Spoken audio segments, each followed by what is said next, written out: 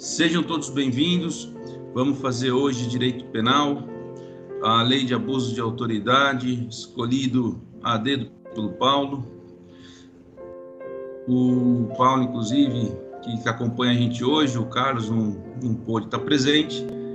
Então, a gente vai fazer diferente. Eu vou falar o caso da corte, vou trazer um caso novidade, e o Paulo vai falar sobre uma jurisprudência selecionada.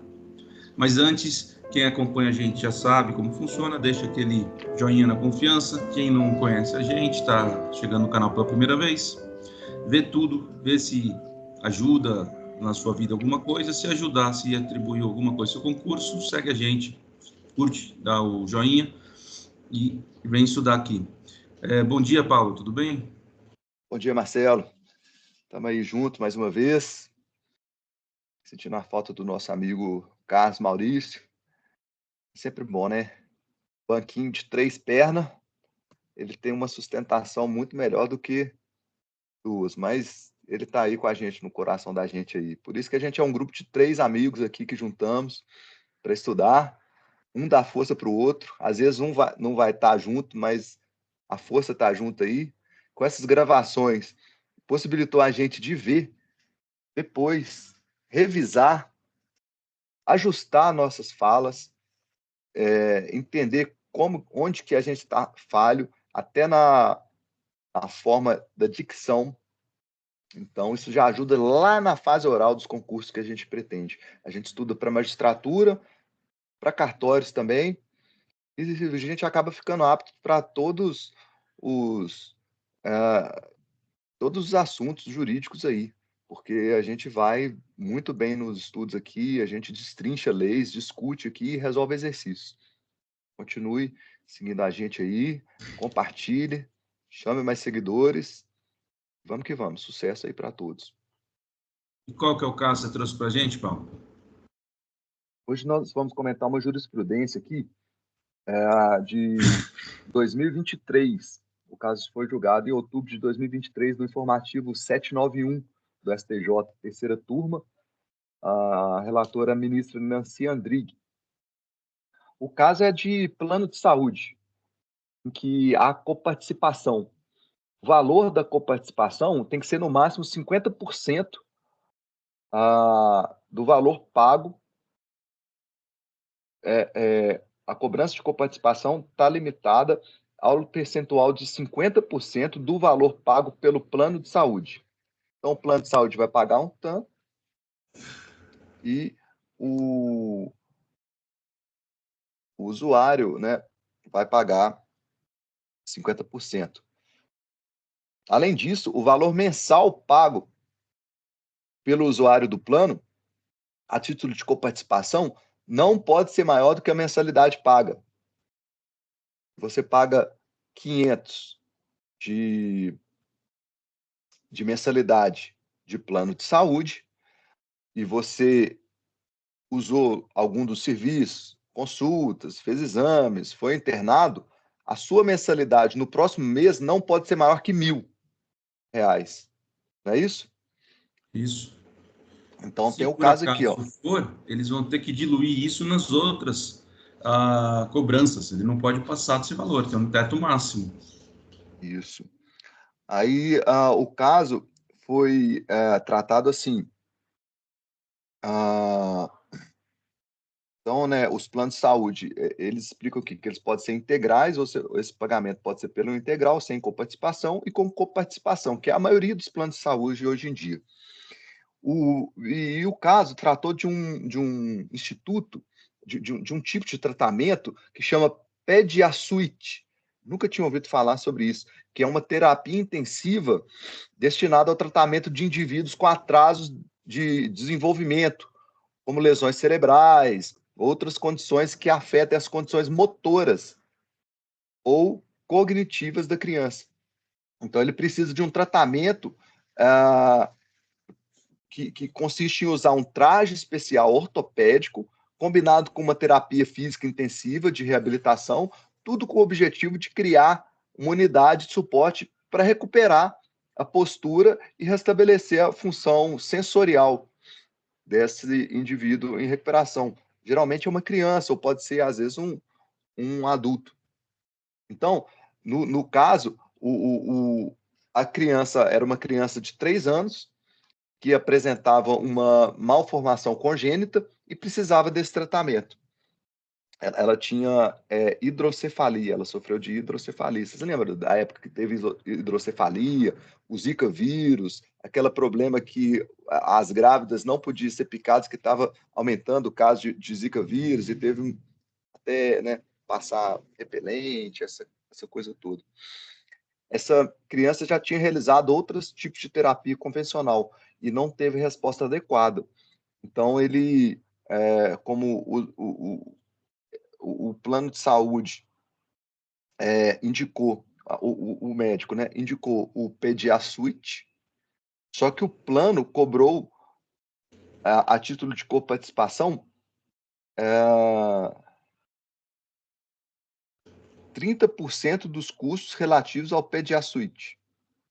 Argumentou que o Pediasuite, o plano de saúde, argumentou que esse tratamento é um procedimento ambulatorial, a razão pela qual seria passível de cobrança conforme previsão contratual. Aí o autor não concordou, o pai da criança lá falou que não, que não deveria haver cobrança. E o STJ decidiu que sim, que o Pediasuite é um tratamento ambulatorial, em geral aplicado em sessões conduzidas por fisioterapias, terapeutas ocupacionais, tudo mais. O tratamento, então, conforme esse protocolo, Pediasuite, configura-se uma forma de assistência ambulatorial, não se caracterizando uma prática abusiva a cobrança da coparticipação. Então, o plano de saúde estava certo de cobrar essa coparticipação, e a coparticipação em 30% estava dentro dos parâmetros aí, porque pode ser no máximo 50%. O caso é esse. Nesse caso tem tudo para cair, porque você vai ter que saber quanto pode cobrar, o modo que pode cobrar e se extrapolar o que você vai fazer. Isso tem uma grande chance de vir um caso e provavelmente eles vão dar exatamente o protocolo do Pediasuite e caiu, a gente já sabe como vai ser a resposta, o que procurar. Sim, em resumo, foram 3 preocupações do STJ, né? Entender se era o caso de cobrança na coparticipação, então ele definiu que era tratamento ambulatorial e podia cobrar. Segundo, qual que era o limite da cobrança, que ele definiu que era 50%, para não caracterizar financiamento integral, porque às vezes brasileiro é brabo, né? Então ele fala que, tô te cobrando aqui tanto, 30%, mas na verdade, no final das contas, é um financiamento integral do tratamento como um todo. Mas então o STJ limitou a 50% do valor que ele paga a título de mensalidade ali para o plano de saúde. E além disso, para não a terceira preocupação, a primeira preocupação é definir, a segunda, limitar, e a terceira é preocupar se aquele valor ali, para que aquele valor ali não afete não cause exposição financeira ao titular da cobrança. Então, esse 50%, ele não pode ultrapassar também o valor da mensalidade. Então, era aquela hipótese que eu falei, se era 500, ele não pode passar 1.000, porque às vezes o tratamento ele fez várias consultas, vários exames, etc. E aí mês que vem minha fatura de mensalidade lá vem 2.000. Mas eu estou cobrando só os 50%. Então, sim, tem que diluir, igual o Marcelo falou, tem que diluir em outras mensalidades ali. É isso aí, gente. Muito obrigado. O Carlos tinha ficado selecionar um caso da corte e ele não pôde vir. Ele teve um imprevisto, mas ele me mandou. E o caso que ele escolheu para falar foi o que o Brasil foi recentemente condenado. Foi um caso que o Brasil foi condenado pela produção da discriminação estrutural e do racismo institucional na investigação de atos de discriminação racial. Foi a primeira vez que o Brasil foi condenado por racismo estrutural. Então, isso daqui tem muita chance de cair. O caso é dos Santos Nascimento e Ferreira Gomes versus Brasil. O que aconteceu nesse caso? A dos Santos e a Nascimento eram duas mulheres, uma chamava Neuza dos Santos Nascimento, pode lembrar que, até por ter Nascimento, lembra do Pelé, Santos Nascimento, Neuza dos Santos Nascimento, o Pelé era Edson dos Santos Nascimento. E a outra era Gisele Ana Ferreira Gomes. Você pode até pensar no Ciro Gomes, Ferreira Gomes é família deles do Ceará, em Sobral. E ambas afrodescendentes, elas foram ao escritório da Companhia de Seguro Médico Nipomed para se candidatar a uma vaga de preenchimento de vaga, de emprego. Chegando lá, o recrutador falou que não tinha vaga mais, nem deu papel para elas se inscreverem e falou que não tinha mais, mandou embora. Só que o que aconteceu? Uma amiga delas falou que se queria se inscrever, o recrutador não só inscreveu ela, como perguntou, falou, você tem amiga para indicar? Se tiver, pede para vir aqui que tem vaga. E essa amiga foi na casa das duas, da Santos e da Gomes, e falou, olha, consegui um emprego, eu sei que vocês estão procurando. Não foi nada combinado, né? Eu sei que vocês estão procurando. E lá, em tal lugar, não tem vaga. E interessante é que todas tinham o mesmo nível curricular. Não tinha diferença sobre o currículo. Sabendo disso, a Gisele Gomes foi até lá, reclamou, falou, mas você falou que não tinha vaga, minha amiga veio aqui, você falou que tinha, que foi contratada, tal. Daí ele falou, não, fica tranquila, vou contratar, mas nunca contratou. Deu um papel para ela, mas nunca chamou. A partir de então, ela achou que era racismo e entrou com uma ação. E o que aconteceu? Ela entrou com a ação na primeira instância. A ação foi em 98, por racismo, e em 99 foi proferida uma sentença absolvendo, considerando que não havia prova suficiente de que o condenado tinha agido de forma da denúncia. E o Ministério Público não recorreu, ele não impôs recurso. Elas tiveram que recorrer. Elas recorreram, teve a sentença no tribunal reformada, só que demorou tanto tempo que prescreveu. Houve a prescrição. Então, com isso, foi levado até a corte e, para surpresa de ninguém, o Brasil foi condenado esse tempo. Então, é o primeiro caso de racismo estrutural. O nome delas pode ser que caia como Santos e Ferreira Gomes versus Brasil, pode falar o nome, e vai perguntar o que foi o caso. E o caso é exatamente esse. Foi um racismo sofrido por elas. Teve o reconhecimento da prescrição da sentença e o Brasil foi acusado por não realizar e mitigar o racismo e não realizar a investigação e o julgamento a tempo e da forma correta.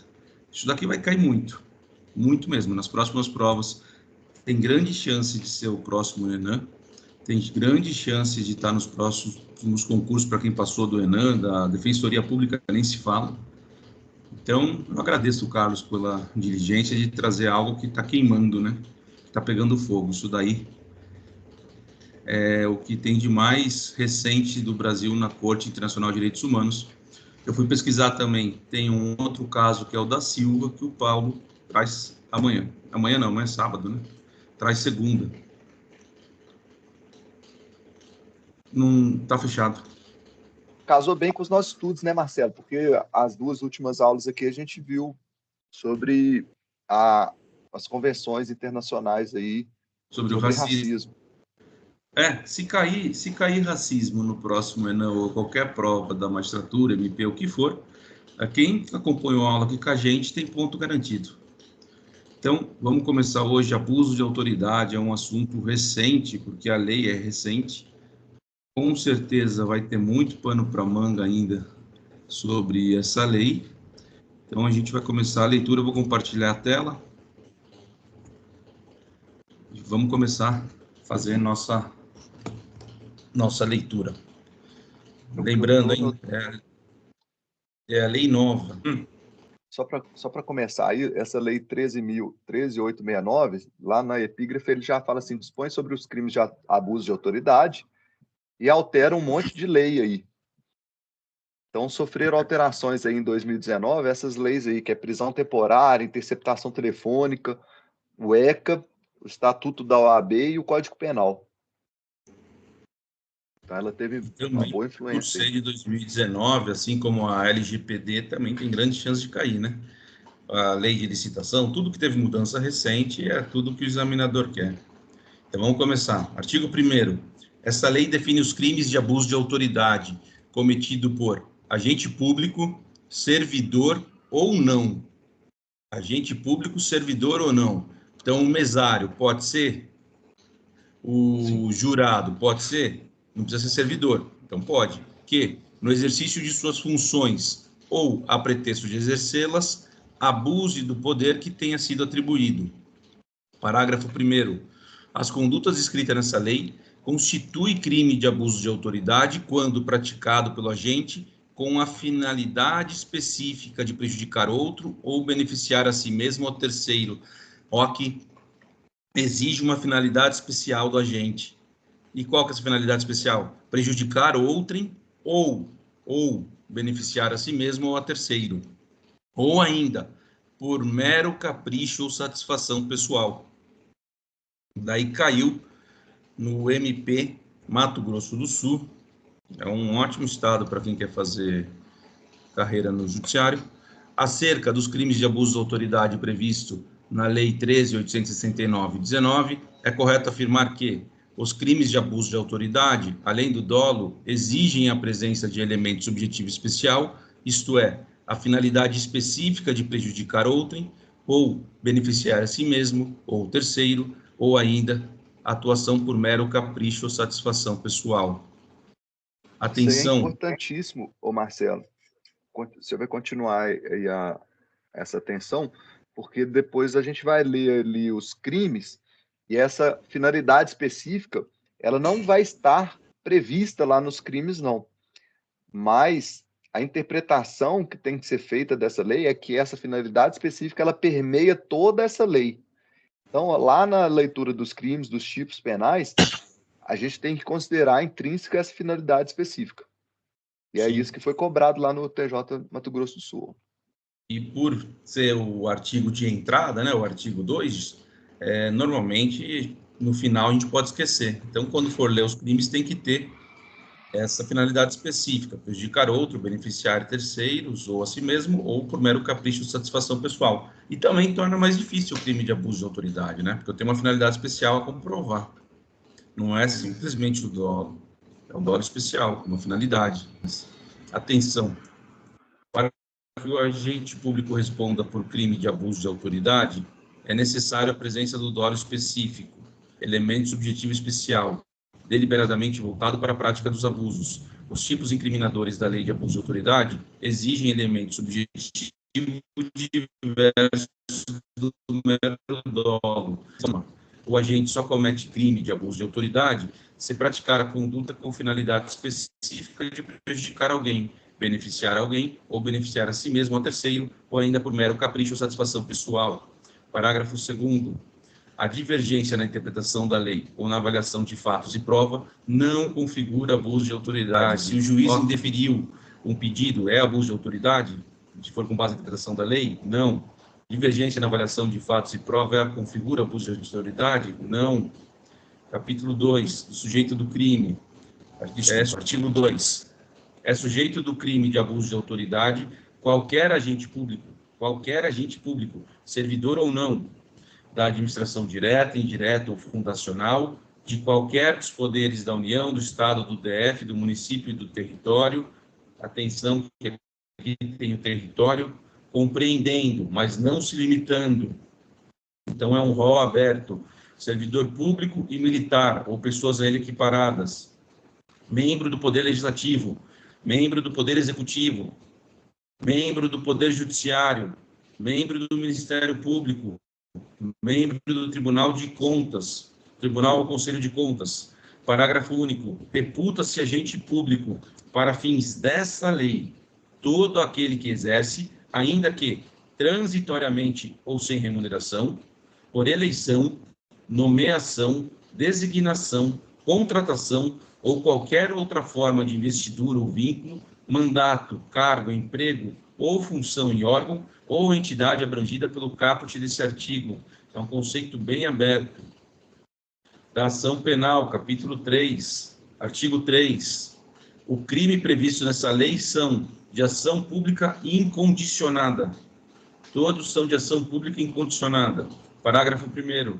Será admitida ação privada se a ação penal pública não for intentada no prazo legal, cabendo ao Ministério Público aditar a queixa, repudiá-la e oferecer denúncia substitutiva, intervir em todos os termos do processo, fornecer elementos de prova, interpor recurso e, a todo tempo, no caso de negligência do querelante, retomar a ação como parte principal. Então, se a ação penal pública não for intentada no prazo legal, se o Ministério Público, Paulo, pediu arquivamento, cabe a ação privada? Não, porque aí ele não foi omisso. Ele agiu. Aí ele agiu dentro dos limites dele lá. Aqui, ó, prazo decadencial, decora 1, ganha 2, porque é o mesmo do CPP.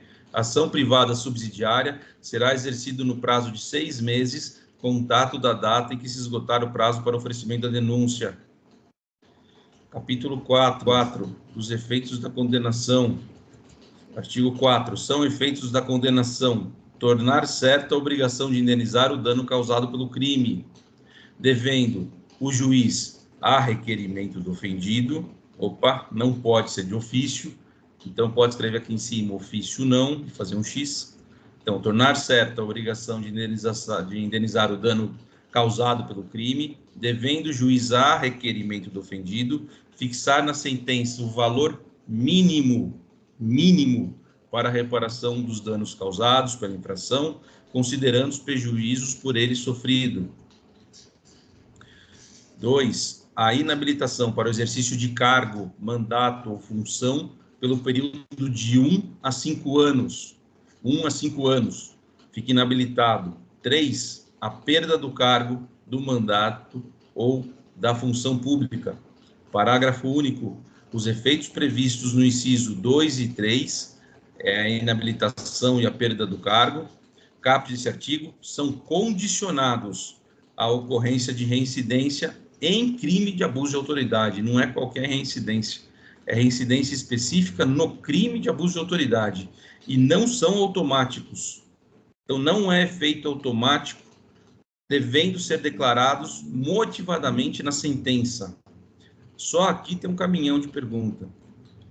Caiu, por exemplo, PGE, Rio Grande do Norte, 2024, CESP, considerando o disposto na Lei 13.869, assinale a opção correta no que se refere ao abuso de autoridade. Já pensou? Cai essa questão, você no Rio Grande do Norte já pode escolher a vara em Pipa, na Praia da Pipa, vai ficar lá todo feliz, saiu do fórum, já vai na praia tomar uma água de coco. Mas vamos lá.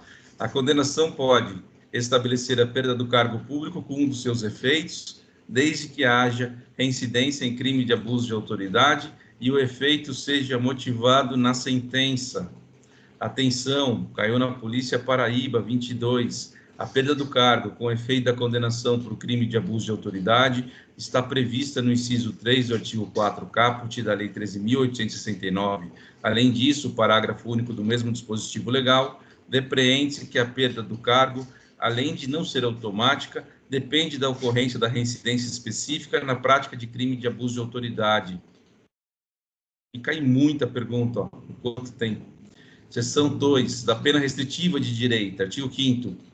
As penas restritivas de direito substituta da privativa de liberdade prevista nessa lei são: 1. A prestação de serviço à comunidade aqui é entidades públicas. 2. Suspensão do exercício do cargo, da função ou do mandato pelo prazo de 1 a 6 meses, com a perda dos vencimentos e vantagens. Aqui é suspensão, hein? Ele vai pegar uma suspensão de 1 a 6 meses. Parágrafo único. As penas restritivas de direito podem ser aplicadas autônoma ou cumulativamente. Capítulo 5, das sanções de natureza civil e administrativa.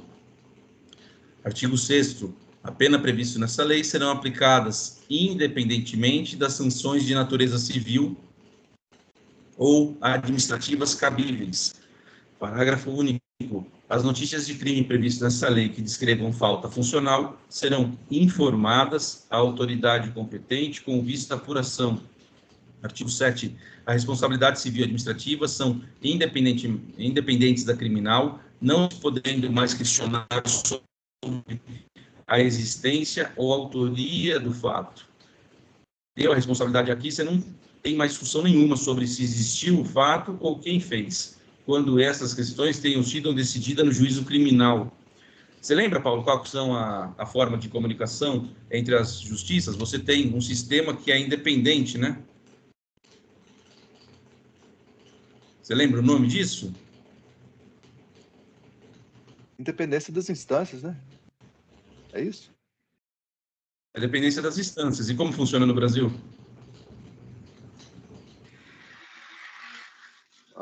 Não estou entendendo o que está. A sentença penal, ela interfere na civil e a civil interfere na penal? Ah, tá. É exatamente o que ele está falando aqui, né? Exatamente isso. Se for decidido sobre a autoria do fato, não cabe mais discussão no juízo civil, não. Mas se for decidido pela inexistência do fato ou uma absolvição por prova de que ele não foi o autor, então interfere na civil. Isso, exatamente isso. Então, a gente tem... agiu por inexigibilidade. Tem aquelas excludentes da ilicitude, né? Então, traduzindo, quando você tem independência da instância, se você é absolvido civil, administrativo ou criminalmente, você não tem interferência na outra instância. Se for absolvido em penal, isso não significa, por falta de prova, isso não significa que você não vai poder ser condenado no civil. Você pode ser condenado no civil, inclusive a reparação do dano. Agora, essa regra não é absoluta. Então, você tem, por exemplo, a absolvição no juízo criminal e pode reconhecer um vínculo civil, quando for falado que inexistiu o fato, ou declarou a negativa de autoria. E aqui a lei, ela seguiu a regra do que a gente está falando, da independência das instâncias.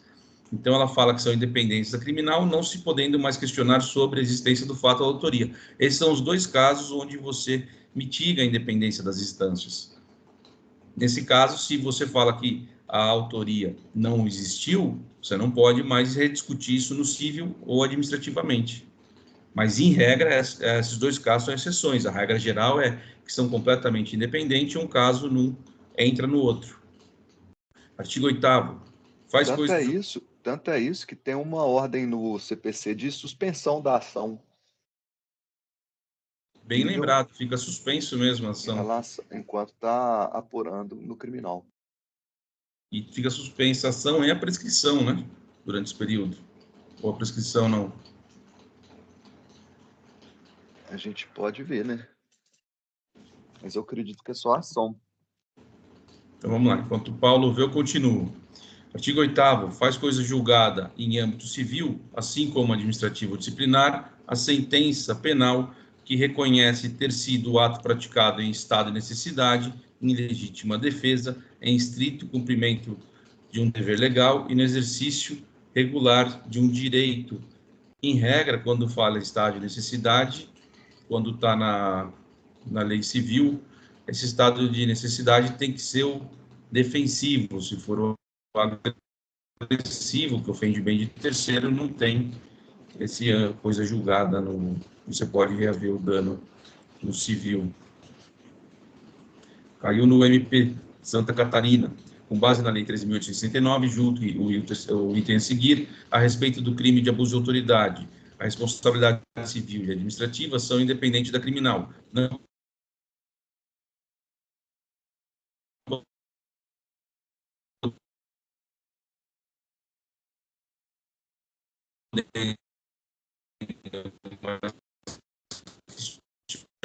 sobre ter sido o ato praticado em estado de necessidade, em legítima defesa, em estrito cumprimento do dever legal ou no exercício regular do direito. Capítulo 6 dos crimes e das penas, artigo 9º, decretar medida de privação de liberdade em manifesta desconformidade com as hipóteses legais. Então, entramos nos crimes. O primeiro, tem que decretar medida de privação de liberdade em manifesta desconformidade com as hipóteses legais. Pena, detenção. Detenção é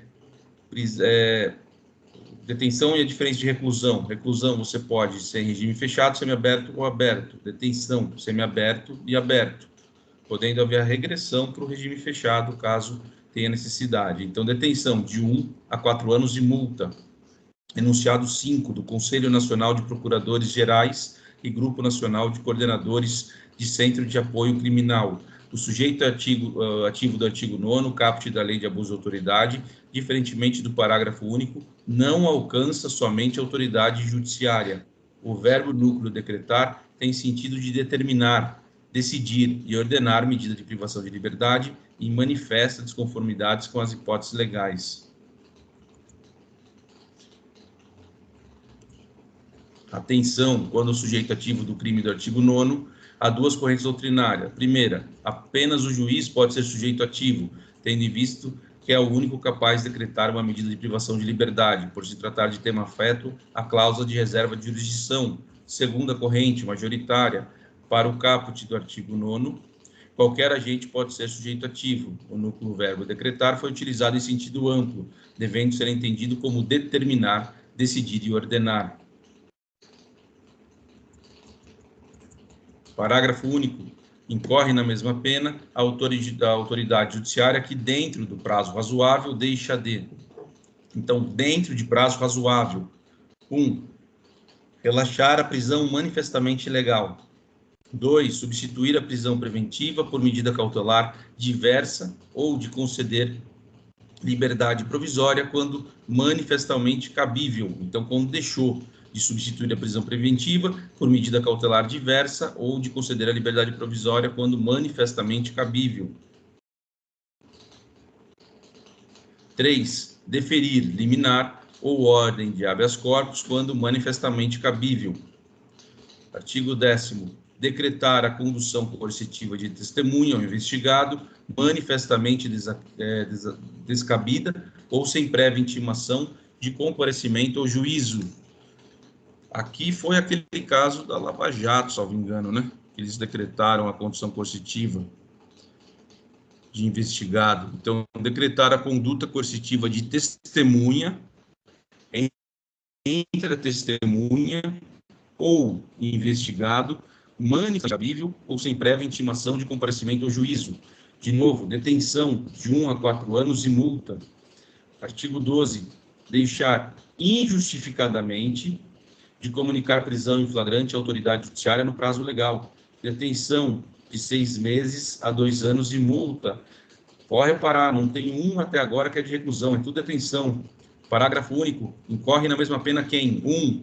Deixar de comunicar imediatamente a execução de prisão temporária ou preventiva à autoridade judiciária que a decretou. 2. Deixar de comunicar imediatamente a prisão de qualquer pessoa e o local onde se encontra a sua família. Ou 3. Deixar de entregar o preso ao prazo, no prazo de 24 horas, a nota de culpa assinada pela autoridade, o motivo da prisão e o nome do condutor e das testemunhas.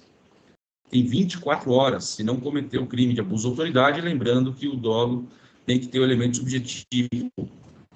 4.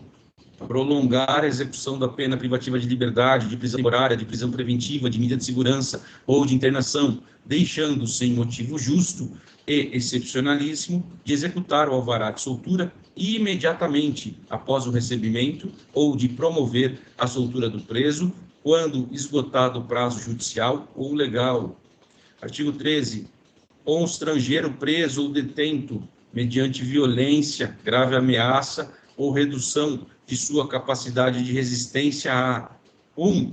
Exibir-se ou ter o seu corpo ou parte dele exibido à curiosidade pública. Colocou no programa do Datena lá. Vem, põe qual o Rezende, né, o Marcelo? Corta para 18. Colocou lá, está cometendo um crime de abuso de autoridade. Você constrangia o preso ou detento mediante violência, grave ameaça ou redução de sua capacidade de resistência, exibir ou ter seu corpo ou parte dele exibido à curiosidade pública. 2. Submeter-se a situação vexatória ou a constrangimento não autorizado em lei.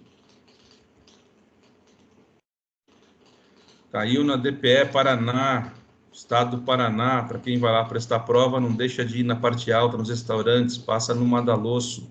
Considerando a legislação aplicável e o entendimento dos tribunais superiores, assinale a alternativa correta.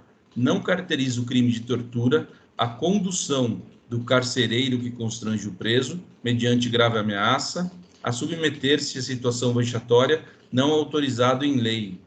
Não caracteriza o crime de tortura, mas caracteriza o de abuso de autoridade. 3. Produzir prova contra si mesmo ou contra terceiro. Pena, detenção, de novo, 1 a 4 anos, e multa, sem prejuízo da pena combinada à violência.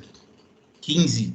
Constranger a depor, sobre ameaça de prisão, pessoa que, em razão de função, ministério, ofício ou profissão, deva guardar segredo ou resguardar sigilo. Detenção de 1 a 4 anos e multa, parágrafo único, incorre na mesma pena quem prossegue com o interrogatório. 1. De pessoa que tenha decidido exercer o direito ao silêncio, ou 2. De pessoa que tenha optado por assistir, por ser assistida por advogado ou defensor público sem presença de seu patrono. Então, 1. Pessoa que tenha decidido exercer o direito ao silêncio. Nesse caso, salvo engano, o Paulo pode confirmar, pode ocorrer o silêncio parcial. Pode, Paulo? Silêncio parcial? O réu só responde à defesa. Ele pode optar por isso, sim. Parece que, salvo engano, o STJ já decidiu algo assim. 2, que a pessoa tenha optado por ser assistida por advogado ou defensor público, sem presença de seu patrono.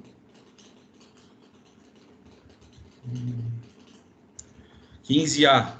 Submeter a vítima de infração penal ou a testemunha de crimes violentos a procedimentos desnecessários, repetitivos ou invasivos, que leve a reviver sem estrita necessidade, 1. A situação de violência ou outras situações potencialmente geradoras de sofrimento e estigmatização, detenção de 3 meses a 1 ano e multa.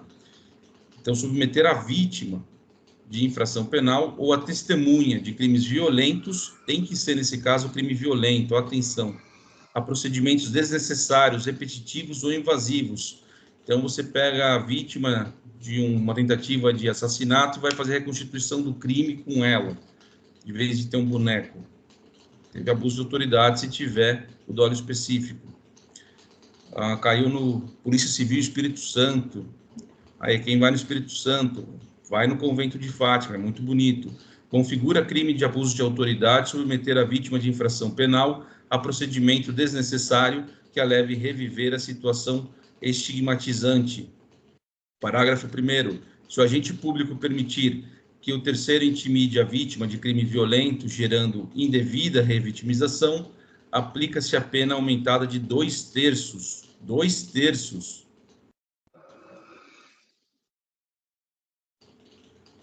Diante disso aí, tem todo aquele procedimento de depoimento especial, que a vítima, né, criança ou adolescente, ela é ouvida não pelo juiz, mas por uma psicóloga, um psicólogo ali, ou assistente social. Isso cai muito, né? O pessoal adora perguntar sobre o depoimento assistido, né? Para o menor de idade, como que faz. O depoimento especial cai muito também, vale a pena ler. Parágrafo 2º. Se o agente público intimidar a vítima, então intimidou a vítima de crime violento, gerando indevida revitimização, aplica-se a pena em dobro. Se o agente público intimidar a vítima de crime violento, gerando indevida revitimização, aplica-se a pena em dobro. É nos crimes violentos.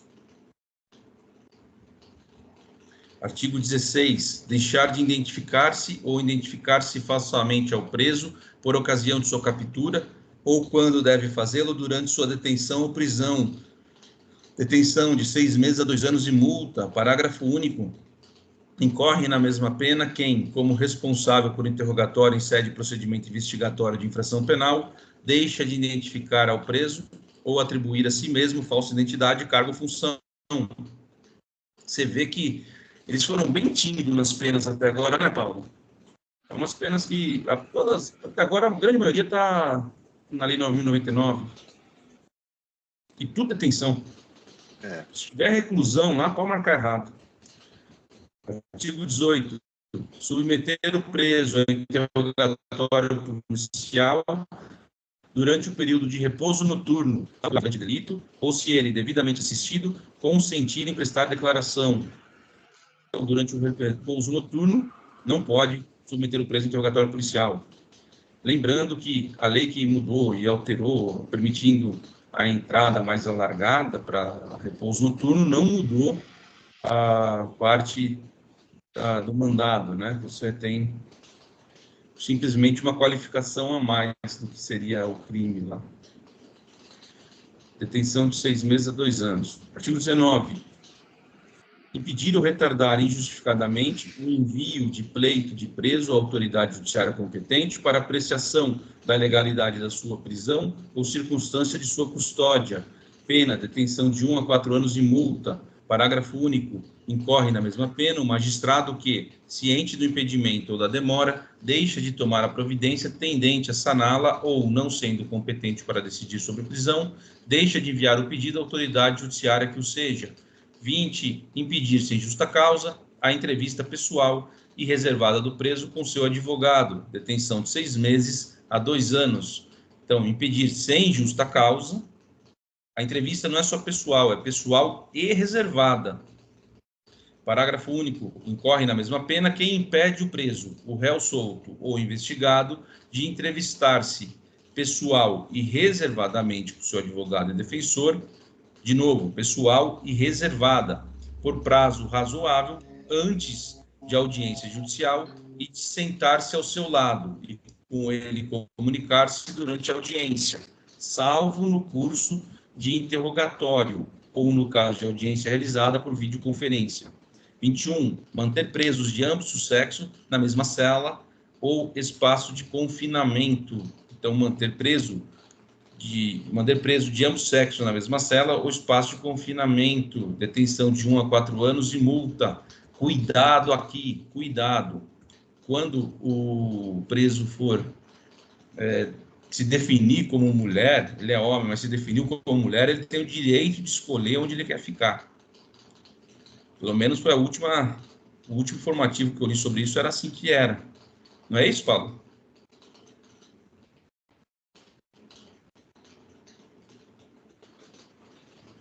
Esse é polêmico, bem polêmico isso aí, viu? Acredito que não seja um julgado vinculante, não.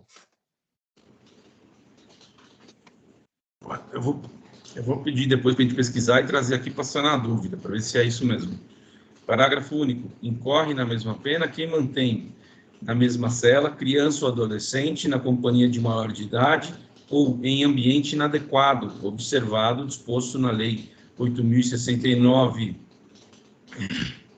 Artigo 22. Invadir ou adentrar clandestina ou astutiosamente ou a revelia da vontade do ocupante imóvel alheio ou suas dependências, ou nele permanecer ou fora das condições estabelecidas, detenção de 1 a 4 e multa. Parágrafo 1º. Incorre na mesma pena, na forma prevista no caput desse artigo, quem, ou age alguém mediante violência ou grave ameaça, a franquear-lhe o acesso ao imóvel ou suas dependências. 3. Cumpre mandado de busca e apreensão domiciliar após 21 horas ou antes das 5. É aqui que eu queria falar, aquela hora que eu me embananei. Esse horário não significa que esse horário que você não pode fazer a busca e apreensão domiciliar. Esse horário é qual haverá o crime de abuso de autoridade. A busca e apreensão domiciliar, ela mantém o mesmo horário que é passado, e é uma cláusula aberta, porque ela não define o que é. Ela fala que é durante o dia, mas o que é o dia? Normalmente eles falam que é das 6 às 5, ou das 6 às 6. Parágrafo 2º. Não haverá crime se o ingresso para socorro ou quando houver fundados indícios que indiquem a necessidade do ingresso em razão de situação de flagrância, delito ou desastre. Então, não haverá crime, não há crime. Se o ingresso for para prestar socorro, então, primeiro caso, prestar socorro, ou quando houver fundados indícios que indiquem a necessidade do ingresso em razão de situação de flagrante delito ou de desastre. Artigo 93. Inovar artificialmente no curso de diligência, de investigação ou de processo, o estado do lugar, de coisa ou de pessoa, com o fim de eximir-se da responsabilidade ou de responsabilizar alguém, ou responsabilizar criminalmente alguém, ou agravar-lhe a responsabilidade. Então, o artigo 23, aquele do BOP, inovar artificialmente no curso da diligência, de investigação ou de processo, o estado de lugar, de coisa ou de pessoa, com o fim de eximir-se de responsabilidade ou agravar a responsabilidade. No filme 1, né, que eles trocavam o corpo de lugar para o outro ter que investigar. Detenção de 1 a 4 anos e multa. Parágrafo único. Incorre na mesma pena quem pratica conduta com o intuito de 1. Eximir-se de responsabilidade civil ou administrativa por excesso praticado no curso da diligência. 2. Omitir dados ou informações ou divulgar dados ou informações incompleto para desviar o curso da investigação ou diligência ou do processo. Artigo 24. Constranger sobre violência ou grave ameaça funcionário ou empregado de instituição hospitalar pública ou privada a admitir para tratamento pessoal cujo óbito já tenha ocorrido, com o fim de alterar o local ou momento do crime, prejudicando sua apuração. Detenção de 1 a 4 anos e multa, além da pena correspondente à violência. 25. Proceder à obtenção de prova em procedimento de investigação e fiscalização por meio manifestamente ilícito. Detenção de 1 a 4 e multa. Incorre na mesma pena quem faz uso de prova em desfavor do investigado ou fiscalizado com prévio conhecimento de sua ilicitude. Artigo 27. Requisitar instauração ou instaurar procedimento investigatório de infração penal ou administrativa em desfavor de alguém, a falta de qualquer indício da prática de crime, de ilícito funcional ou de infração administrativa, detenção de 6 meses a 2 anos e multa. Parágrafo único. Não há crime quando se tratar de sindicância e investigação preliminar sumária devidamente justificada. Artigo 28. Divulgar gravação ou trecho de gravação sem relação com a prova que pretenda produzir, expondo a intimidade ou vida privada ou ferindo a honra ou imagem do investigado ou acusado. Então, você pega a gravação, ela tem mais do que depende para provar o que se pretende e expõe na mídia. O que acontece está cometendo um crime, detenção de 1 a 4 anos e multa. 29. Prestar informação falsa sobre procedimento judicial, policial, fiscal ou administrativo com o fim de prejudicar interesses de investigado, detenção de 6 meses a 2 anos. Artigo 30. Dar início ou procedimento à persecução penal, civil ou administrativo, sem justa causa fundamentada contra quem sabe inocente. Então, dar início à persecução civil, penal ou administrativo, sem causa fundamentada ou contra quem sabe inocente. Detenção de 1 a 4 anos e multa. 31. Estender injustificadamente a investigação, procrastinando em prejuízo da investigação ou fiscalizado. Então, artigo 31. Estender injustificadamente a investigação, procrastinando-a em prejuízo do investigado ou fiscalizado. Detenção de 6 meses a 2 anos e multa. Parágrafo único. Incorre na mesma pena quem, inexistindo prazo para execução ou conclusão de procedimento, o estende de forma imotivada, procrastinando-o em prejuízo do investigado ou do fiscalizado. Artigo 32. Negar ao interessado, seu defensor ou advogado, acesso aos autos de investigação preliminar, ao termo circunstanciado, ao inquérito ou qualquer outro procedimento investigatório de infração penal, civil ou administrativa, assim como impedir a obtenção de cópia, ressalvado o acesso a peças relativas à diligência em curso, ó ressalva, diligência em curso, ou que indique a realização de diligência futura, cujo sigilo seja imprescindível. Pena, detenção de 6 meses a 2 anos de multa. Artigo 33, exigir informação ou cumprimento de obrigação, inclusive o dever de fazer ou não fazer, sem expresso amparo legal. Pena, detenção de 6 meses a 2 anos de multa. Parágrafo único. Incorre na mesma pena quem se utiliza de cargo ou função pública ou invoca a condição de agente público para se eximir de obrigação legal ou para obter vantagem ou privilégio indevido. Aqui é a famosa carteirada.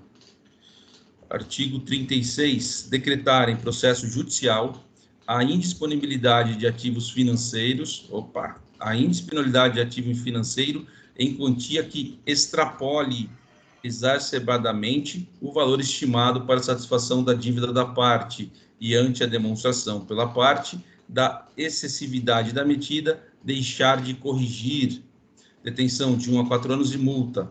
Demorar demasiada e injustificadamente no exame do processo de que tenha requerido visto em órgão colegiado com o intuito de procrastinar seu andamento ou retardar o julgamento, pena de detenção de 6 meses a 2 anos de multa. 38. Antecipar o responsável pela investigação por meio de comunicação, inclusive rede social, atribuição de culpa, antes de concluídas apurações e formalização da acusação. Então, se ele antecipou o responsável pela investigação, quem que é o responsável pela investigação?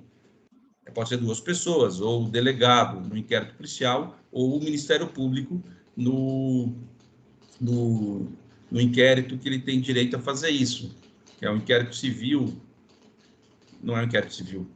Pode ser inquérito policial também, né? Pode ser. Mas é inquérito de investigação criminal. Inquérito de investigação criminal, o inquérito policial é da polícia, por meio de comunicação, inclusive por rede social. Então, ele vai lá e coloca no Facebook, já antecipando o que ele vai fazer, ou atribuindo culpa antes de concluídas apurações e formalizada a acusação. Capítulo 7 do procedimento. Artigo 39. Aplicam-se ao procedimento e o julgamento dos delitos previstos nessa lei, no que couber, as disposições do Código de Processo Penal e da Lei 9.099. Aplicam-se muito desses crimes, a maioria vai para a Lei 9.099. Inclusive, até onde eu vi, todos cabem sursi processual, porque tem a pena mínima inferior a 1 ano, ou igual. Disposição final e transitória, artigo 40, passa a vigorar com a seguinte redação: 4A, o mandado de prisão conterá aí já são alterações que eles vão fazendo em outras leis. Eu acho que cabe na hora que a gente for fazer a leitura dessas outras leis, a gente fazer essa leitura ela, aí. né? Mas é só fazer essa aqui para não perder a fala. O mandado de prisão conterá necessariamente o período de duração da prisão temporária estabelecida no caput desse artigo, bem como o do dia em que o preso deverá ser liberado. O que você achou, Paulo? O que você pode falar para a gente? Mas a alteração dessa coisa aí é feita na lei, o artigo 2º da lei 7960, que fala que o mandado de prisão conterá necessariamente o período de duração da prisão temporária. É uma alteração feita na lei da prisão temporária. Achei interessante. E fizeram essa lei aí para dar um consolo mental na população na época aí, por causa de, claro, os abusos de autoridades que estavam acontecendo. Mas a aplicação dela aí é difícil de ver, a efetiva aplicação dela, porque quem responder por esse tipo de crime vai ter uma condenação, fica sujeito a uma pena muito leve, que é de detenção. Os nossos estudos aí de direito penal já revelou que o início será, no máximo, em pena privativa de liberdade, em regime inicial semiaberto. Então, não existe uma punição assim criminal para um abuso de autoridade, assim. Realmente também são condutas assim extremamente pesadas, assim, né? A autoridade não age com violência contra o. Existem alguns crimes aqui, né? Constranger o preso, né? Mediante violência ou grave ameaça. Nem nesses casos a pena prevista é de reclusão. Ela é de detenção lá no artigo 13, por aí. Então, curioso, curioso. Essa lei é muito curiosa e tem umas coisas aqui que chamam a atenção. O que me chamou muita atenção é o seguinte: o que me vem na cabeça quando eu vejo essas penas aqui que eu estava passando? Me vem a tentativa de não fazer o apagão das canetas. Você lembra disso, Paulo? Do Apagão das administrativo? canetas? É, que era o sujeito do administrativo que ele tinha medo de fazer um julgamento, fazer alguma coisa sob pena das represálias que viriam. Por isso que teve a mudança na LIMBD, né? Onde você passou a exigir algumas coisas para punir o servidor público. Eu acredito que foi uma resposta a algum tipo, eu não sei qual, mas algum tipo de abuso que houve em algum momento e precisava dar uma resposta midiática. Mas eles colocaram pena baixa para não impedir que os magistrados ou os delegados de polícia ou o Ministério Público pudessem agir, para eles não ficarem com medo, né? Não fazer um apagão da caneta, falar, eu não vou dar essa sentença porque senão olha o que pode acontecer comigo, e querer exigir mais prova do que é devida. Então, para não travar a máquina pública, inclusive, se tivesse uma prova aberta, eu falaria algo parecido assim. Eu acho que daria para ganhar mais meio ponto sobre a pena ser todas de detenção, muito por caso para não travar a máquina pública, no caso deles terem um apagão da caneta, né? Todo mundo ser humano, ninguém quer deixar a família para ficar processado. Mas o que eu achei muito interessante nessa lei, ou perder o cargo, né, que lutou tanto, a gente sabe como que é difícil, como que é suado conseguir, se Deus quiser, tá logo todo mundo passando e não vai fazer algo errado e correr o risco. Mas é muito interessante a parte que ele exige que ele amplie o sujeito ativo, né? Então ele fala que qualquer agente público, servidor ou não, precisa estar atento a isso, porque não vai ser aquele concursado apenas, são vários. O caso dele ter um dolo específico é o artigo 1º, inciso, parágrafo 1º, eu acho. Então, que, ó, com a finalidade específica, isso é interessante, quando falou em lei de abuso de autoridade, precisa vir com isso na cabeça. Se não tiver essa finalidade específica, mesmo que tenha o crime lá embaixo certinho, não vai ser crime de abuso de autoridade. Então, caiu na prova abuso de autoridade, a gente tem que ter isso na cabeça. Os crimes, todos de detenção, todos com pena inferior a 1 ano. Calma. Se o examinador for maldoso com você, ele vai te pegar nessa curva. Porque a hora que você fala assim, o crime todos de detenção, olha lá no finalzinho aí que a gente pulou essa parte, mas... No final? Sim, ele altera um crime lá na lei de interceptação telefônica. Vocês lembram que no começo eu chamei a atenção para a epígrafe, né? Nada é perdido.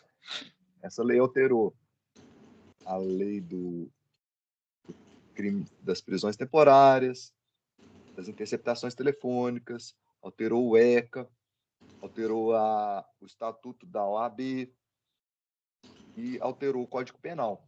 Lá no final, nas disposições transitórias, ele Opa! alterou a Lei 9296 e tem um crime com pena de reclusão lá. Então, esse crime foi posto pela Lei de Abuso de Autoridade.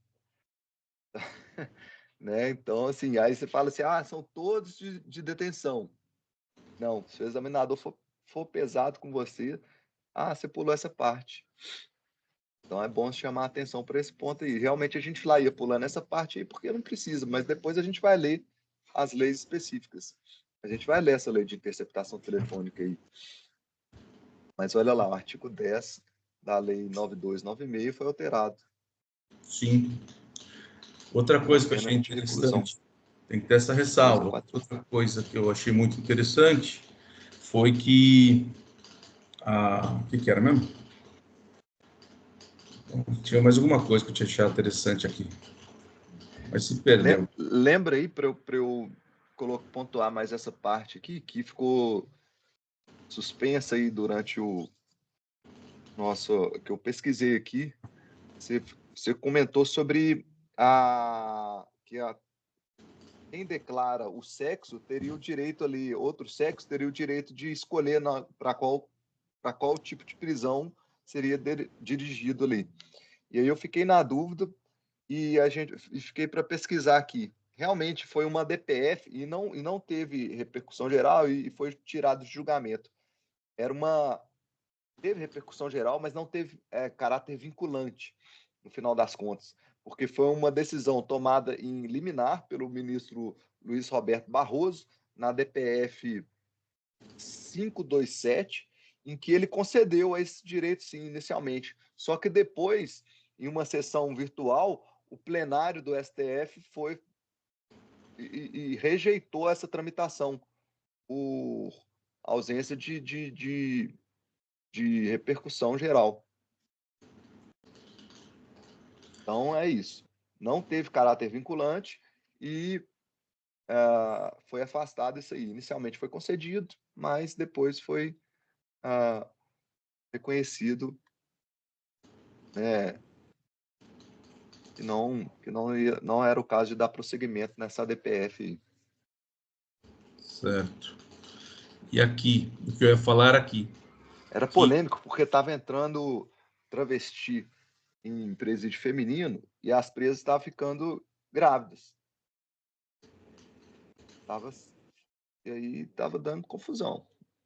Então, eles acabaram tirando isso, não está prevalecendo hoje, não é mais o preso que escolhe.